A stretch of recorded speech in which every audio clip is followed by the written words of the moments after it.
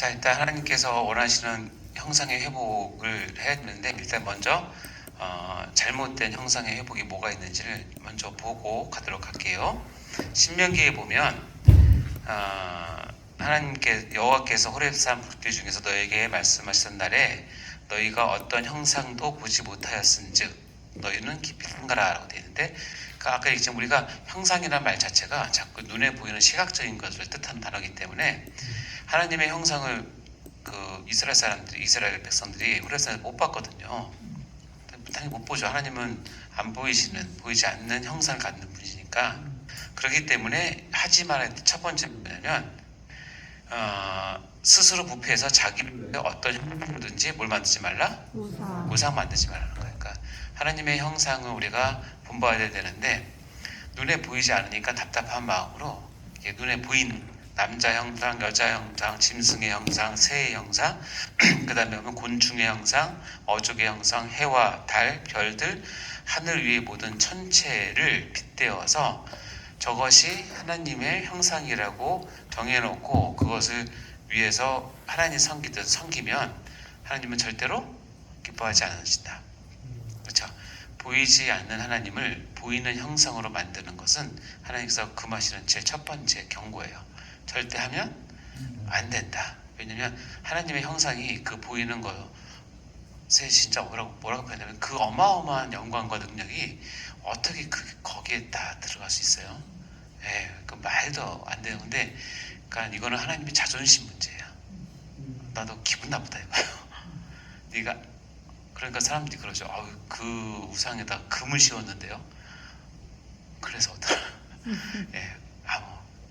그러니까 절대로 만들어서 보이게 해서 섬기면 안 된다. 그러니까 잘못된 하나님의 형상의 첫 번째는 뭐냐면 눈에 보이지 않는 하나님의 형상을 보이는 것으로 바꿔서 섬기는 거. 안 된다는 거예요. 아시겠죠? 두 번째는, 첫 번째 건 쉬워요. 누구나 다 그런데 두 번째는 좀 우리가 생각해보면 문제가 있어요. 모세가 하나님을 이제 독대하러 40일 동안 올라가요. 그래서 십계명을 받게 되잖아요. 근데 올라갔는데 40일 동안 안 내려와요. 여러분 시내산 가보셨는지 모르지만 저는 시내산 가보진 않았지만 그 광야는 체험을 해봤는데 거기는 낮에는 엄청 뜨겁고 밤에는 엄청 춥대요. 근데 여러분 거기에 혼자 산에서 40일 사는 건 불가능해요. 근데 지금 하루 이틀이 아니라 40일 동안 안 내려오니까 어떻게 생각하냐면 백성들이 모세가 죽었다라고 생각하는 거예요. 근데 모세가 죽었다는 게 아니라 모세를 통해서 만나던 하나님도 지금 우리와 관계가 단절됐다고 생각하는 거예요. 그러니까 어떻게 돼요? 일어난 나라 우리를 위해서 우리를 인도할 뭘 만들라? 신을 만들라는 거예요. 이스라엘 사람들이 지금 보이지 않는 하나님을 모세를 통해서 경험하고 능력과 왔잖아요. 근데 지금 모세가 없으니까 신에 대한 개념이 돌아갔어요. 처음으로 어디로 돌아갔냐면 그들이 노예로 있던 애굽의 신관으로 돌아간 거예요. 애굽은요 모든 게 신이에요. 애기 날 때는 뭐 무슨 신, 뭐 개구리 신, 뭐 무슨 신, 그 10가지 재앙이 나오는 게 다 그 신들을 재앙을 한 거니까 그런 관점을 갖고 있다가 보이지 않는 하나님과 상대를 했어요. 모세가 있을 때는, 지도가 있을 때는 괜찮았는데 지도자가 없으니까 옛날에 본인이 갖고 있던 신관이 나온 거예요. 눈에 보이는 뭘 만들라는 거야, 만들라. 근데 참 전 이해가 안 되는 게 아론이에요. 아론은 어떻게 이럴 수가 있을까? 어쨌든 아론이 그러면 교회에서 금고리 금고리 다 가져와. 그래서 금을 다 모았어요. 요즘 금값 비싼데 다 모아가지고 뭘 만들어요? 송아지 형상을 만들고 금을 씌웠어요. 자, 여러분 금 송아지를 만들어서 여러분한테 여러분 이 송아지 절하세요 하면 절할 사람이 하실래요? 없죠? 그렇죠? 근데 송아지를 만들었어요. 그들이 말하되 이스라엘아 이는 너희를 애굽 땅에서 인도하여내 너희 뭐라고 한다? 신이라고 의미를 부여해요. 애굽 땅에서 너희를 인도하는 신이라는 그 말 자체는 맞아요. 사실이고 진리이기도 해요. 근데 그걸 어디다 붙였어요? 송아지 형상에다가 붙인 거예요. 의미를 부여한 거예요. 그러면 여러분 하시겠어요? 그래도 안 하죠. 이런 악날 분자가 있어서 아론이 뭐라고 했냐면 결정타를 날려요. 그 앞에 제단을 쌓고 이에 아론이 공포하여 이르되 내일은 뭐예요? 여호와의 절이. 이 송아지가 우리가 알고 있던 여호와라고 하는 거예요. 그래서 온 이스라엘이 다 절해요. 그러니까 하나님의 형상의 잘못된 회복이 뭐냐면 거기 어떤 의미를 부여한다고 해서 내가 알고 있는 성경 지식을 부여한다고 해서 그래서 쫓아가시면 절대 안 돼요. 본질은 하나님의 형상은 보이지 않는 거예요. 그렇죠? 하나님은 하나님이세요. 예, 거기다 의미를 부여해서 잘못된 것에다가 이렇게 하면 예, 내일은 여호와의 절이다. 기가 막힌 표현이에요. 근데 이 똑같은 게 북이스라엘과 남유다가 망할 때도 똑같이 성경에 보면 이스라엘이 가장 많이 우상 숭배한 게 바알이죠. 이 바알을 성경에서 표현할 때 뭐냐면 너희가 섬기는 여호와라고 표현하는 거예요. 그러니까 뒤집어서 얘기하면 이 사람들은 바알 신을 섬기면서 뭐라고 부르냐면 나의 여호와라고 부르는 거예요. 그러니까 선지자들이 와서 여러분 여호와 하나님께 우상 숭배하지 마십시오. 그렇게 얘기하면 그 사람이 깜짝 놀라는 거예요. 뭔 소리야? 내가 지난주에도 여호와께 가서 11조 드리고 여호와께 가서 제사 드리고 여호와께 가서 헌신 다 했는데 뭔 소리 하는 거야? 이렇게 되는 거예요. 근데 그게 가르쳐주지 않으면 몇백 년 동안 틀어져요. 그게 우리 인간의 죄성의 어두움이에요. 잘못된 형상을 이렇게 회복하시면 안 돼요. 그래서 결론은 뭐냐? 물어볼게요. 하나님의 형상 회복은 하나님께서 구원받은 백성, 신도들에게, 성도들에게 간절히 바라시는 거예요. 그럼 여러분은 어떻게 하나님의 형상을 회복할 수 있을까요? 일단 회복하고 싶으세요? 간절한 마음이 있으십니까?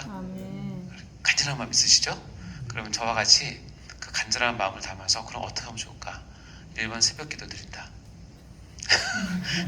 2번 전 재산을 털어 헌신한다. 3번 24시간 전도한다. 뭐 여러 가지 많은 종교적 행위들이 있을 텐데 그거 아니에요. 그거는 그렇게 할 때 나타날 수 있는 어떤 뭐 현상일 수도 있고 뭐 그렇게 하는 게 나쁘다는 뜻은 아니지만 성경은 딱 한 가지만 얘기해요. 하나님의 형상을 회복하는 방법은 하나다. 네. 그거를 구약에서는 발견할 수 없어요. 계시가 완성된 신약에서만 발견되는 거예요. 골로새서 1장 15절 하나님의 형상을 회복한다는 의미는 뭐냐? 1장 15절 시작. 그는 보이지 아니하는 하나님의 형상이시요 모든 피조물보다 먼저 나신이시다. 그가 누구예요? 예수님은 보이지 아니하는 하나님의 뭐예요? 형상이에요. 예수님은 그리스도의 신비예요. 신비인데 보이지 않는 아버지 하나님의 형상을 그분은 우리에게 보이게 해주신 유일하신 분이에요. 예수를 통하지 않고는 그래서 하나님을 알 수가 없는 거예요. 그래서 하나님의 형상을 회복하고 싶으시면 여러 가지 것들을 막 우리의 종교적인 노력을 해서 회복하는 게 아니라 길은 하나예요. 하나님의 형상 그 자체이신 예수를 내가 소유하고 따르고 만지고 그분에게 순종하는 거예요. 빌립보서 2장 시작. 그는 근본 하나님의 제시나 사람과 동등됨을 취할 것으로 여기지 아니하시고 그는 근본 하나님의 본체다. 삼일체로 따지면 삼일체 하나님이라는 뜻이에요. 그렇죠? 고린도서 4장 4절 말씀 볼까요? 시작. 그 중에 이 세상 신이 믿지 아니하는 자들의 마음을 혼미하게 하여 그리스도의 영광의 복음의 광채가 비치지 못하게 함이니 그리스도는 하나님의 형상이. 그리스도는 하나님보다 형상이라는 거예요. 너무 멋있죠? 그리스도는 하나님의 형상이에요. 우리는 하나님의 형상이라고 이꼴을 할 수는 없어요. 하나님의 형상을 부여받았다고 얘기할 수 있죠. 그래서 나는 하나님의 형상까지는 말할 수는 없겠죠. 그런데 그리스도는 이꼴 하나님의 형상, 하나님의 본체, 하나님 자신이라는 뜻이에요. 이게 삼위일체에서 밝혀진 놀라운 진리의 비밀이죠. 그래서 이게 뭔가 여러분은 이제 어느 정도 익숙하고 또 삼위일체도 배웠기 때문에 이제 충분히 이해할 거라고 생각하는데, 이거를 이제 처음 듣는 사람들은 이게 뭐지? 무슨 뜻이지? 라고 할 수 있을 거예요. 그 궁금함을 다행히 예수님 제자 중에 한 분이 우리를 대신해서 2000년 전에 물어봤어요. 너무 감사하죠? 이분께 박수 해야 될 것 같습니다. 요한복음 14장 읽어보가 시작. 빌립이 이르되 주여 아버지를 우리에게 보여주소서. 그리하면 족하겠나이다. 내가 이렇게 오래 너희와 함께 있으되 내가 못하느냐? 나를 본 자는 아버지를 보았거늘 어찌하여 아버지를 보이느냐 하느냐. 이제 이 말이 충분히 이해되죠. 빌립은 너무 궁금했어요. 예수님이 하늘에 계신 하나님을 아버지라고 불러.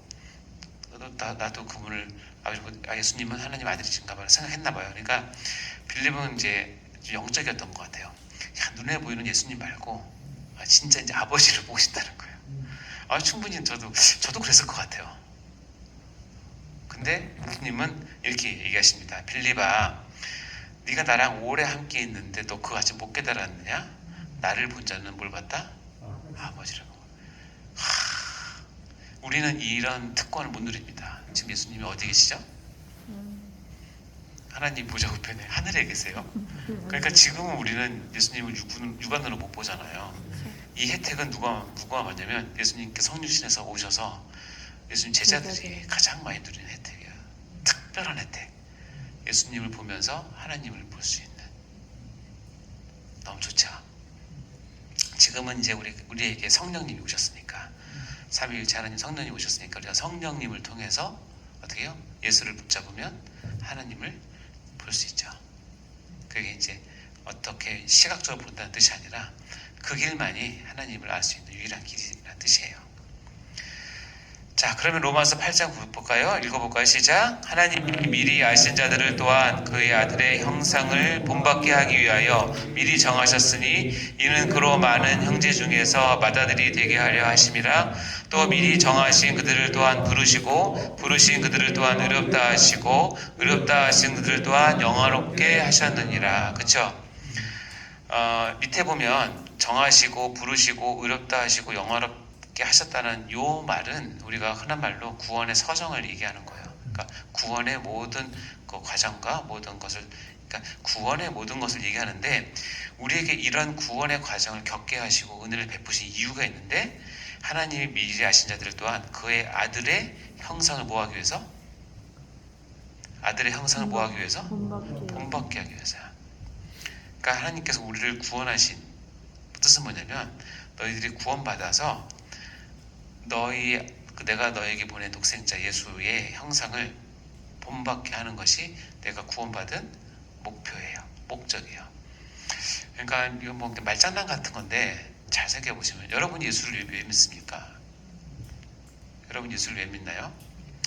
초등학생 답은 예수 믿고 천국 가려고. 틀린 말은 아니지만 이거는 우리 조직 신학적으로 따지면 또 맞는 말도 아니에요.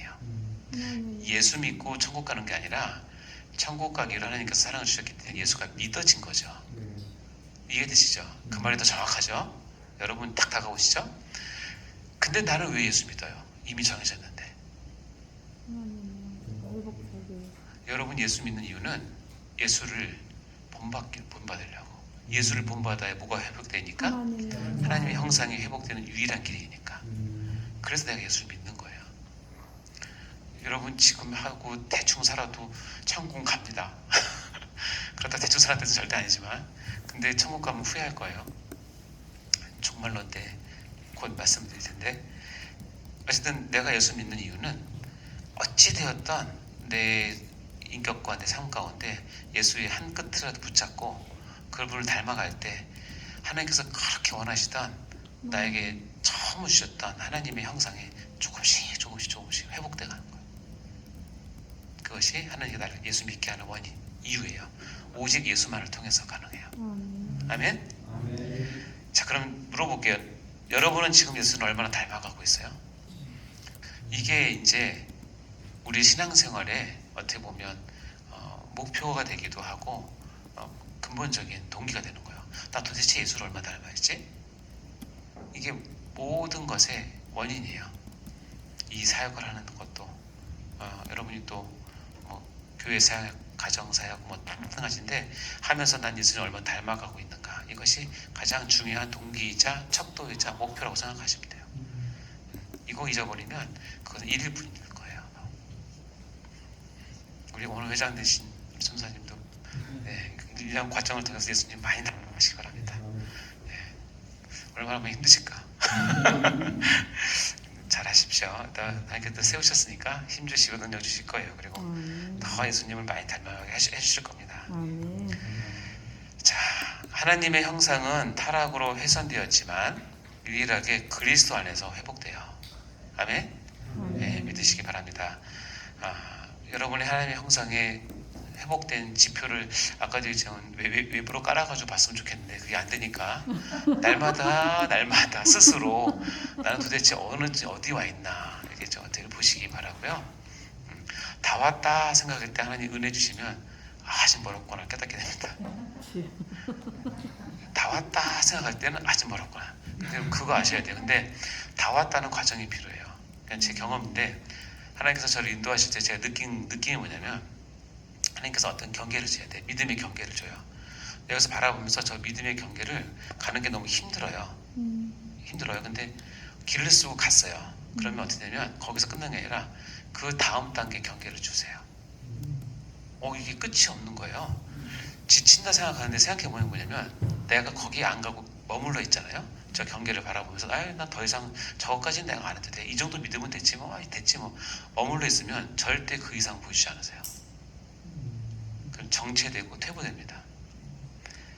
그렇게 살아도 구원은 받아요. 근데 저는 그런 구원을 여러분께 소개하고 싶지 않아요. 도전하고 그 경계를 넘어서고 10발자국 가면 경계가 있었지만 다음엔 50발자국 가야 경계가 보이고 다음 100발자국 가야 경계가 보이거든요. 그렇게 가다 보면 내 영적인 그리고 하나님 사역에 대한 지경이 넓어져요. 풍성해지고 그 안에 나를 통해서 구원을 받고 양육받아야 될 영혼들이 많이 모이게 돼요. 이게 사역제 지경이거든요. 여러분 경계를 계속 넘어져야 돼요. 그러시기 바랍니다. 아멘. 네. 그러면 창조시 받은 인간의 특징이 있는데 이것이 뭐냐면 하나님의 형상을 회복할 때 우리가 어떤 것으로 나타나느냐를 보이는 거예요. 자, 창조시 받은 인간의 특징이란 뭐냐면 하나님의 형상이 회복된 인간은 이것을 회복한다는 뜻이에요. 첫 번째는 영적이에요. 영적이 되는 거예요. 두 번째는 지식을 갖게 돼요. 세 번째는 의롭게 되고 네 번째는 거룩하게 됩니다. 이것이 하나님의 형상을 회복한 사람들에게 나타나는 특징인데 이것이 뭐냐면 원래 창조시에 하나님께서 나에게 부여하신 것인데 회복이 된다는 거예요. 첫 번째 영적이라는 것은 뭐냐면 참 종교를 비로소 갖는다. 다시 하면 드디어 이제 참 하나님 창조주를 섬기게 되고 예배할 수 있게 된다는 뜻이고 그것과 하나는 뭐냐면 비로소 하나님의 통치를 아담처럼 위임을 받아서 하나님께서 다스리게 하는 것을 내가 동참을 한다는 뜻이에요. 근데 영적인 것의 반대말은 그 성경에서는 영과 육을 이제 항상 이렇게 어떤 그 반대 개념으로 설명하지만 제가 우리 저번 시간에 육에 대해서 설명했지만 육은 나쁜 건 아니지만 육적으로 빠진 거는 나쁜 거죠. 나쁜 거보다는 좀 안 좋은 거예요. 그건 왜냐면 반대말이 영적인 것이기 때문에. 근데 영적인 것, 육적인 것은 어떻게 보면 영적인 것을 그러니까 육적인 것 가지고 영적인 것을 이해할 수가 근본적으로 안 돼요. 이해되시죠? 근데 영적인 사람은 육적인 것을 이해할 수 있어요. 왜냐면 내 모습이니까. 근데 육적인 사람은요 절대 영적인 것을 이해할 수 없어요. 그게 들리지가 않아요. 참 그래요. 교회 활동 잘하고 임원도 하고 막 그런데 영적이지 않은 아이들이 있어요. 답답해요. 그 이상을 넘지 않아요. 근데 모든 것이 다 육으로 해석이 돼서 들려요. 근데 그것은 어떻게 했겠냐면 아까 얘기했지만 하나님의 형상이 회복돼야 되고 그리스도를 따라서 그리스도를 본받아서 하나님께서 붙잡을 때 이제 그게 영적으로 깨어지게 되는 거예요. 보면 하나님은 영이시니 예배하는 자가 영과 진리로 예배하지니라. 정말 영적인 거는 드디어 예배자가 되는 거예요. 참된 예배자. 어떤 게요? 영과 진리로 예배할 수 있으니까. 왜냐면 하나님은 영이시니까. 예, 하나님은 형상을 가지고 계시고 하나님의 형상을 부여받았는데 하나님의 형상을 회복돼야 진정한 예배가 시작이 돼요. 여러분 그런 예배를 꼭 드시기 바라요. 자, 그러면 진정한 예배란 무엇이냐? 로마서 12장 1절에 보면 너희 몸을 하나님이 기뻐하시는 거룩한 산 제물로 드리라. 이는 너희 드릴 영적 예배라고 얘기를 해요. 영적 예배는 우리가 신비한 체험을 하거나 무엇을 보거나 방언을 하거나 병이 낫게 하거나 이제 그런 부수적인 어떤 현상들을 뜻하는 것이 아니라 그런 것은 나타날 수도 있고 안 나타날 수도 있어요. 그건 뭐 선생님께서 하시겠죠. 근데 로마서에 보면 영적 예배를 정의를 해버려요. 영적 예배가 뭐냐면 이 영적 예배가 영어로는 리즈너블 워십일 거예요 아마. 왜냐면 지극히 이성적인 예배예요. 합리적인 예배란 뜻이에요. 이 영적이 이게 눈에 보이는 그게 아니라 아까도 우리 하나님의 형상 얘기할 때 뭐 봤었죠? 이성과 지성과 감성과 이걸 다 그걸 총 동원하는 예배라는 뜻이에요. 여러분 전 존재를 다 동원하는 내가 가진 모든 것을 다 감성, 지성, 이성, 뭐 예술성 다 동원하는 예배를 언제 드릴 수 있냐면 영적이 될 때 드릴 수 있다는 거예요. 하나님 받을 때.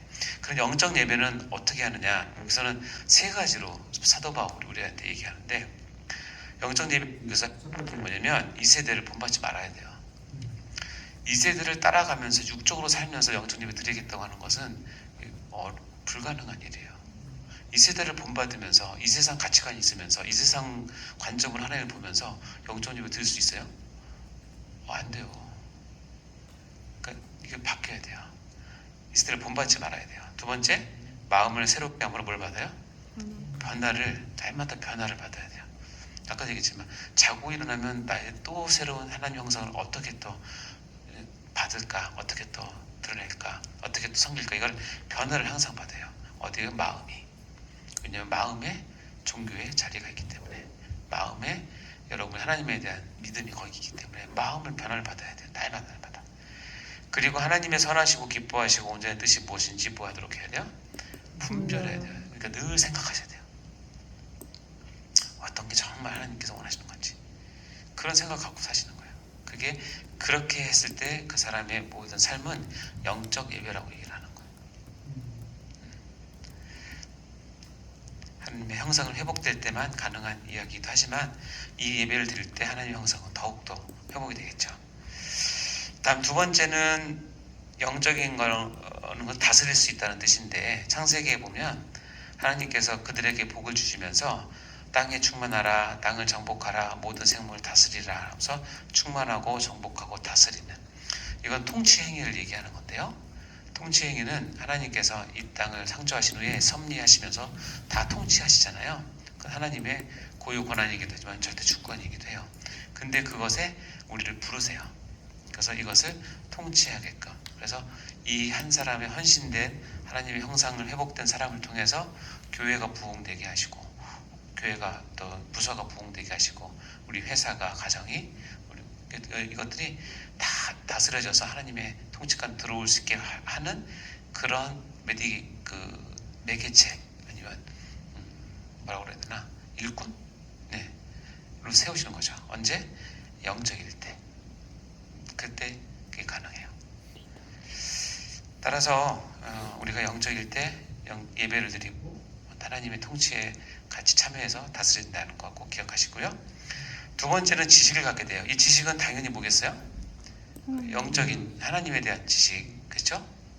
말씀, 성경에 대한 지식이겠죠. 제가 처음에 얘기했지만 우리가 믿고 따르는 종교는 내가 예수를 믿고 나면은 자연스럽게 하늘에서 뚝뚝 떨어지는 그런 선천적 지식을 갖고는 기독교가 성립이 안 돼요.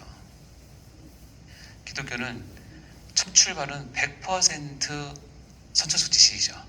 하나님의 중생을 딱 시작을 하게 하시지만 그 후에는 여러분이 늘 갈고 닦으면서 이 지식을 가지도록 노력하셔야 돼요.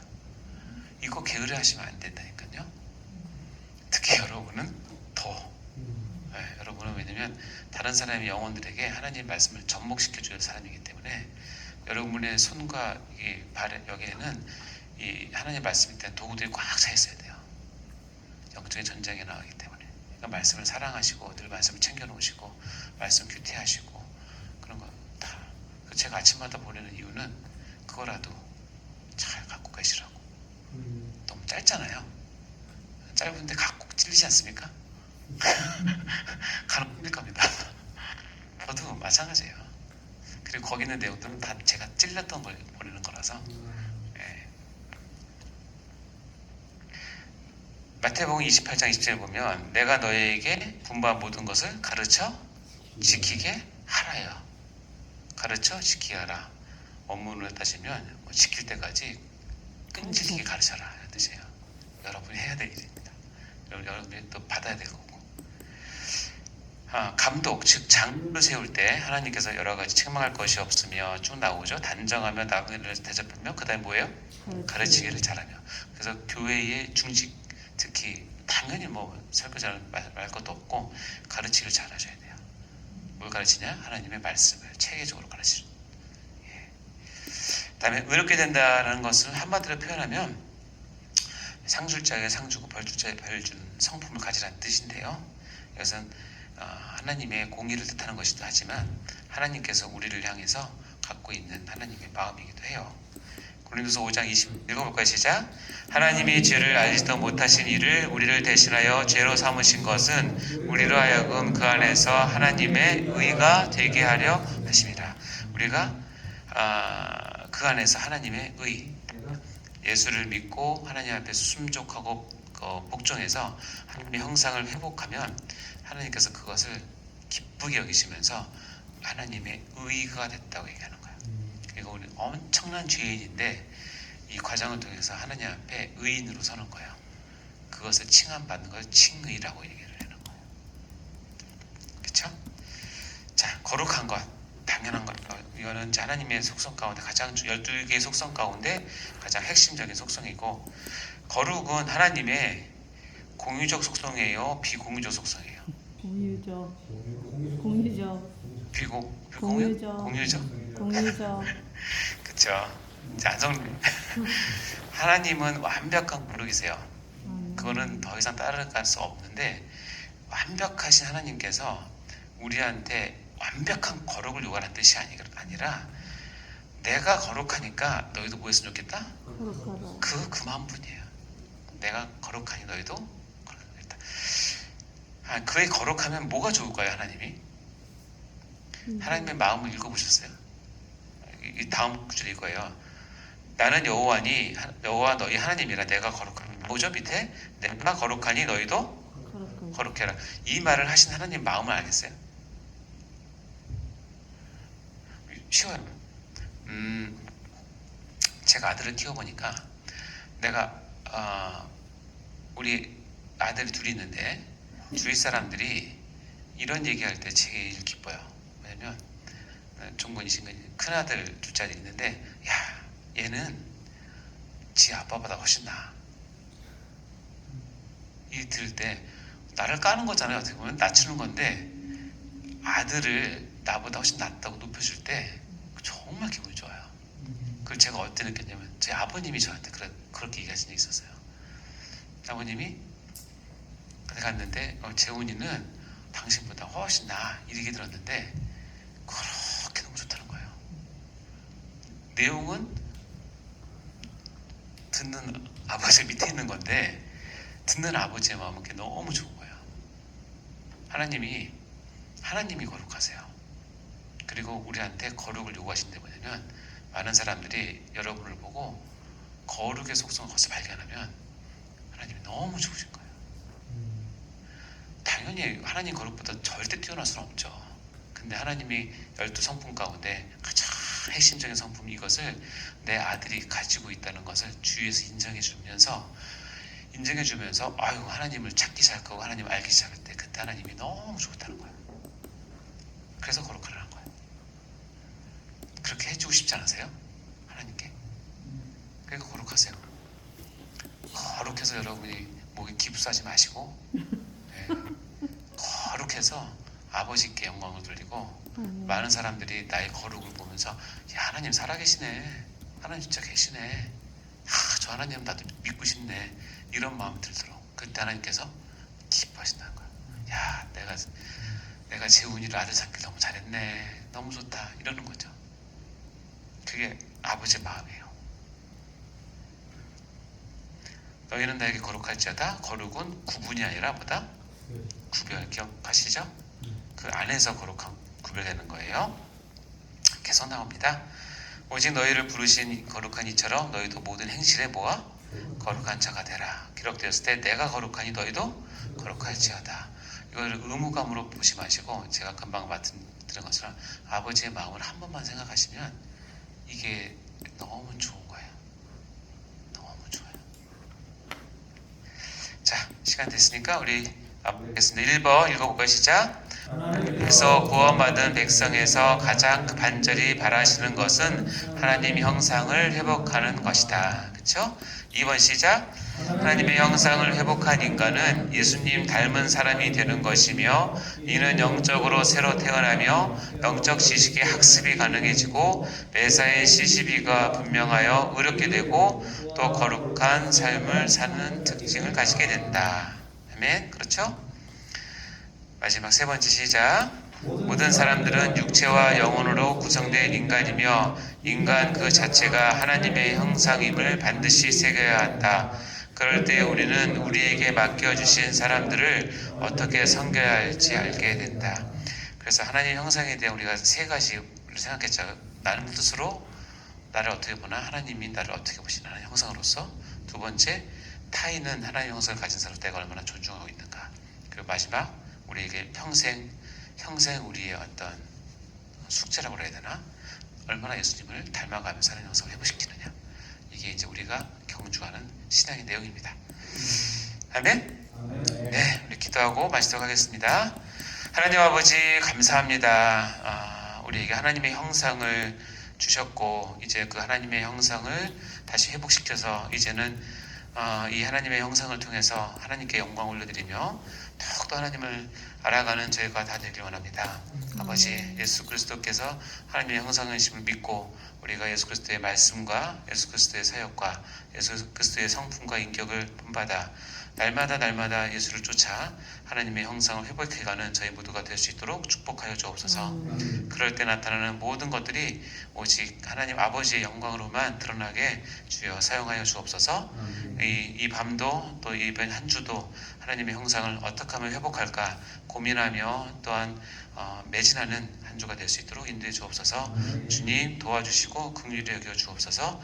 내 안에 하나님의 형상들이 날마다 자라고 성장할 수 있도록 주님 도와주옵소서. 감사드리며 이 모든 말씀을 예수님 이름으로 간절히 기도드립니다. 아멘.